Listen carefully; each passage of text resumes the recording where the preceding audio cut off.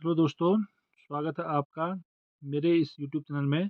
आज की इस वीडियो में हम कक्षा 10 सामाजिक विज्ञान विषय में समकालीन भारत नाम से जो भूगोल की किताब है, इस किताब के चैप्टर नंबर 4 कृषि के अंतर्गत पार्ट नंबर 4 में कुछ महत्वपूर्ण बहुविकल्पी प्रश्नों को हल करेंगे। इससे पहले हमने पार्ट 1, पार्ट 2, पार्ट 3 में भी इस पार्ट के बहुत सारे क्वेश्चनों को हल कर रखा है, जिसको आप हमारे चैनल की प्लेलिस्ट में जा कर के देख सकते हैं।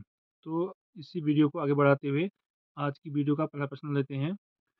प्रश्न नंबर 1 है, नीली क्रांति किससे संबंधित है? ऑप्शन है, ऑप्शन नंबर ए पर्यावरण से, ऑप्शन बी कृषि से, ऑप्शन सी मत्स्य उत्पादन से, ऑप्शन डी है नदियों की सफाई से। तो इसका राइट आंसर हो जाएगा ऑप्शन नंबर सी मत्स्य उत्पादन।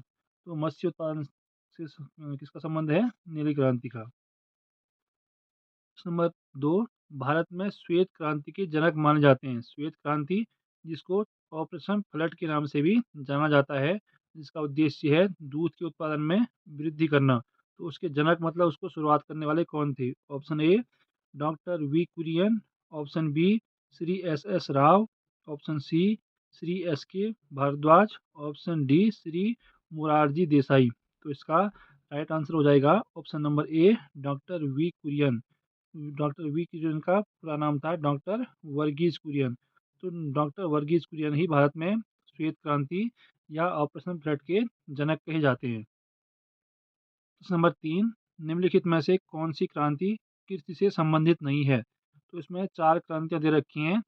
4 में से 3 जो क्रांतियां हैं वह किसी न किसी रूप में कृषि से संबंधित हैं, लेकिन एक क्रांति है वह कृषि से संबंधित नहीं है। तो इसमें ऑप्शन ए है हरित क्रांति, ऑप्शन बी श्वेत क्रांति, ऑप्शन सी पीली क्रांति और ऑप्शन डी कृष्ण क्रांति। इसमें ऑप्शन ए हरित क्रांति तो सीधे किससे संबंधित है? इसके अलावा श्वेत क्रांति, जिसका संबंध दूध के उत्पादन में वृद्धि करना है, इसका संबंध भी किसी से है?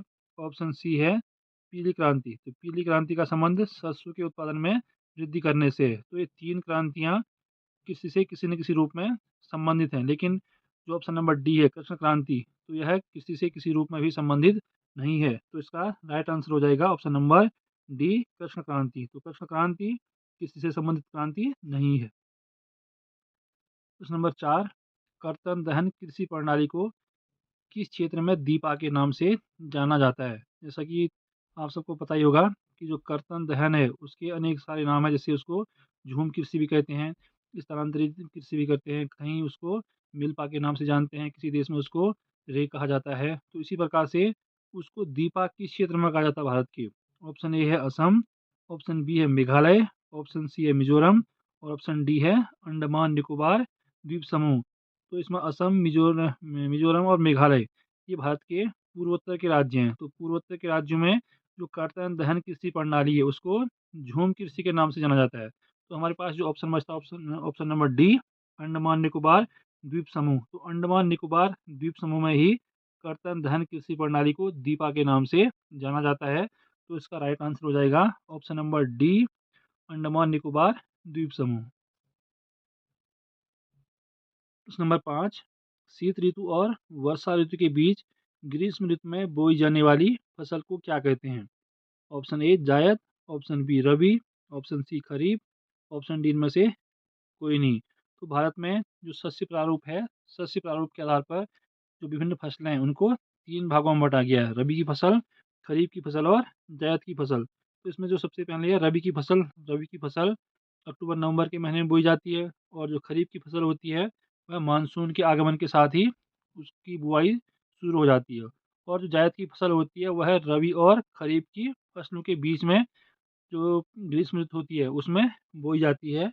तो इसका राइट आंसर हो जाएगा ऑप्शन नंबर ए जायद की फसल। तो जायद की फसल शीत ऋतु और वर्षा ऋतु के बीच में ग्रीष्म ऋतु में बोई जाती है। यह हम कह सकते हैं कि जो जायद की फसल है वह रबी और खरीफ की फसलों के बीच के समय में बोई जाती है। प्रश्न नंबर 6, हरित क्रांति का प्रमुख लक्ष्य क्या है? यह हम कह सकते हैं हरित क्रांति का प्रमुख उद्देश्य क्या है? ऑप्शन ए है उच्च उत्पादन देने वाली बीजों का प्रयोग, ऑप्शन बी भूमि सुधार, ऑप्शन सी रासायनिक खाद एवं कीटनाशकों का प्रयोग और ऑप्शन नंबर डी है उपरोक्त सभी। तो इसका राइट आंसर हो जाएगा ऑप्शन नंबर डी। तो हरित क्रांति के ये तीनों लक्ष्य हैं, उच्च उत्पादन देने वाली जो अच्छी किस्म के बीज हैं उनका प्रयोग करना इसका उद्देश्य है, और भूमि में सुधार करना भी इसका उद्देश्य है, और जो रासायनिक खाद एवं कीटनाशकों का अधिक मात्रा में प्रयोग करके कृषि उत्पादन में वृद्धि करना भी इसका उद्देश्य है। तो ये तीनों सही हैं, तो इसका ऑप्शन नंबर डी सही हो जाएगा उपरोक्त सभी।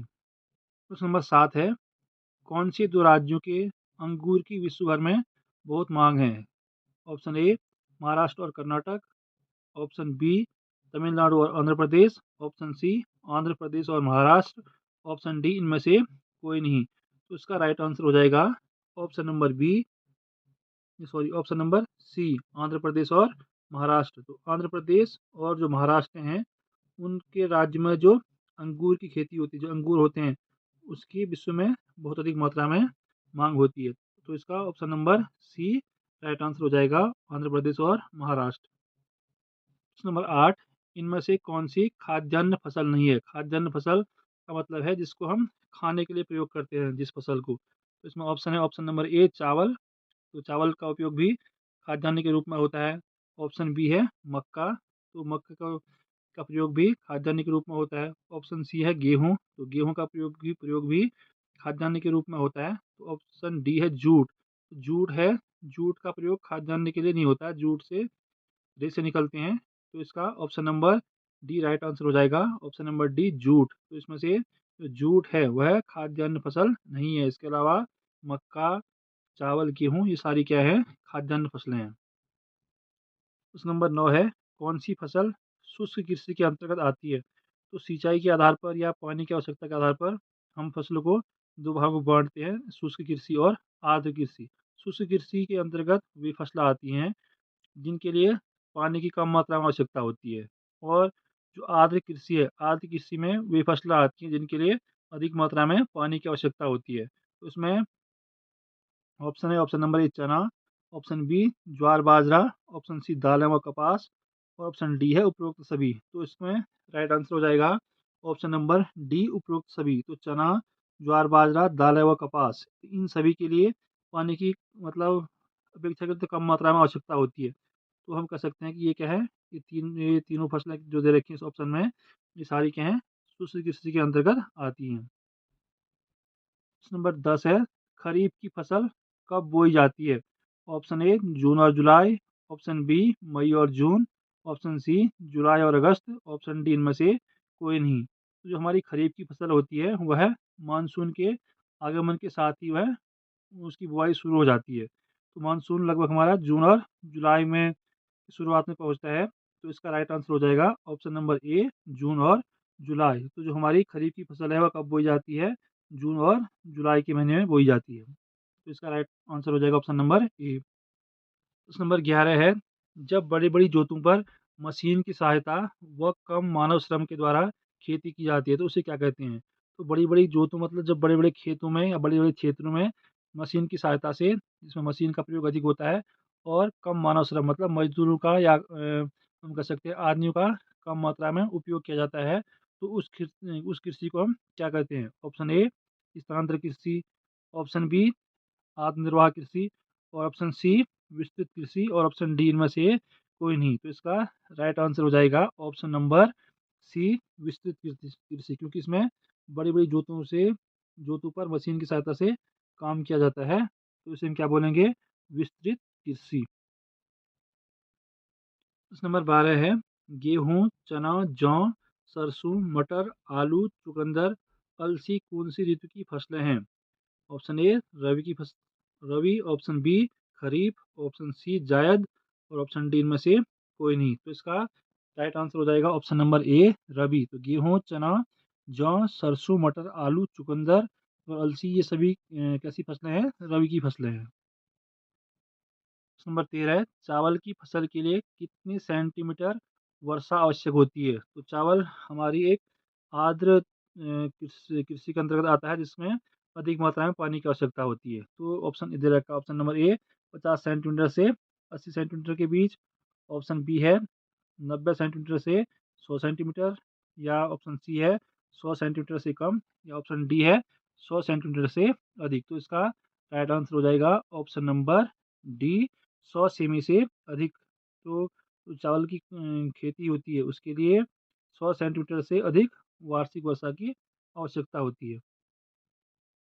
प्रश्न नंबर 14 है, वह कृषि जिसमें किसान तथा उसका परिवार मिलकर केवल अपने अथवा स्थानीय बाजार के लिए अनाज का उत्पादन करते हैं, तो उसे क्या कहते हैं? जब किसान का उद्देश्य केवल अपने परिवार का भरण पोषण करना है या जो वहाँ की स्थानीय बाजार है उसके लिए ही उत्पादन करना है, तो उस कृषि को हम क्या कहेंगे? ऑप्शन ए आत्मनिर्वाह कृषि, ऑप्शन बी विस्तृत कृषि, ऑप्शन सी स्थानांतरण कृषि और ऑप्शन डी इनमें से कोई नहीं। तो उसका राइट आंसर हो जाएगा ऑप्शन नंबर ए आत्मनिर्वाह कृषि। तो जब किसान का उद्देश्य केवल अपने परिवार का भरण पोषण करना या अपने स्थानीय बाजार के लिए उत्पादन करना होता है, तो उसको हम बोलते हैं आत्मनिर्वाह कृषि। नंबर 15, चावल निम्न में से किस ऋतु की फसल है? ऑप्शन ए जायद, ऑप्शन बी खरीफ, ऑप्शन सी रबी और ऑप्शन डी इनमें से कोई नहीं। तो इसका राइट आंसर हो जाएगा ऑप्शन नंबर बी खरीफ। तो चावल कौन सी ऋतु की फसल है? खरीफ की ऋतु की।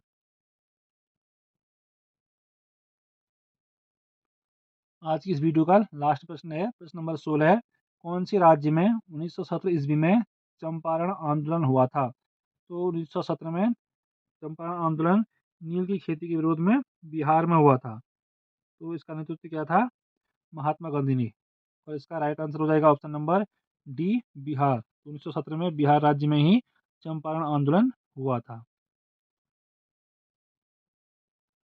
आई होप कि आपको मेरी ये वीडियो पसंद आई होगी। अगर वीडियो पसंद आई तो वीडियो को लाइक कीजिए, शेयर कीजिए, कमेंट कीजिए और इसी प्रकार की अन्य वीडियो को देखने के लिए हमारे चैनल के साथ बने रहिए, जिसके लिए आपको इस चैनल को सब्सक्राइब करना होगा और साथ में दिए गए बेल आइकन को प्रेस करना न भूलिए, जिससे कि आपको वीडियो का नोटिफिकेशन मिलता रहे।